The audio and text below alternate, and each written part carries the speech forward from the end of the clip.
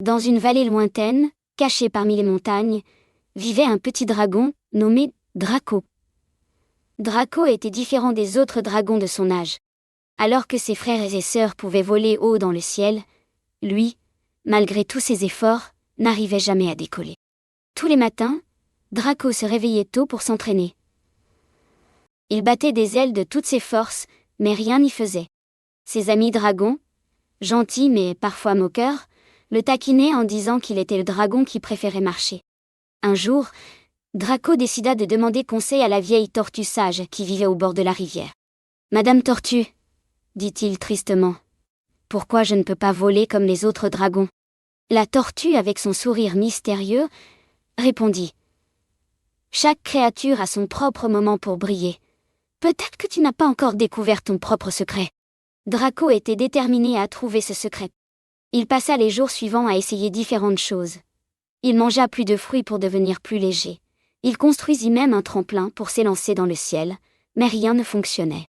Un après-midi, alors qu'il errait tristement dans la forêt, il entendit un petit cri. En suivant le son, il trouva un oiseau coincé dans un buisson épineux. Sans hésiter, Draco utilisa ses petites griffes pour libérer l'oiseau. Une fois libéré, l'oiseau le remercia chaleureusement. « Pourquoi es-tu si triste ?» demanda l'oiseau. Draco lui raconta son problème. L'oiseau réfléchit un moment puis dit « Peut-être que voler n'est pas la seule chose que les dragons peuvent faire. As-tu déjà essayé de trouver ton propre pouvoir ?» Intrigué, Draco commença à explorer les autres capacités qu'il pourrait avoir. Un soir, alors que le soleil se couchait, il s'aperçut que lorsqu'il se concentrait, une petite flamme chaude jaillissait de sa bouche. C'était la première fois qu'il voyait cela. Avec enthousiasme, Draco s'entraîna à contrôler cette flamme. Petit à petit, il apprit à utiliser son souffle de feu pour allumer des feux de camp pour ses amis, pour réchauffer les nuits froides et même pour créer de beaux motifs lumineux dans le ciel nocturne.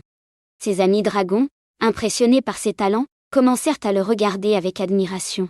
Ils réalisèrent que chacun avait un don unique, et que Draco n'avait pas besoin de voler pour être spécial. Un jour, alors que Draco montrait ses talents à ses amis, un miracle se produisit.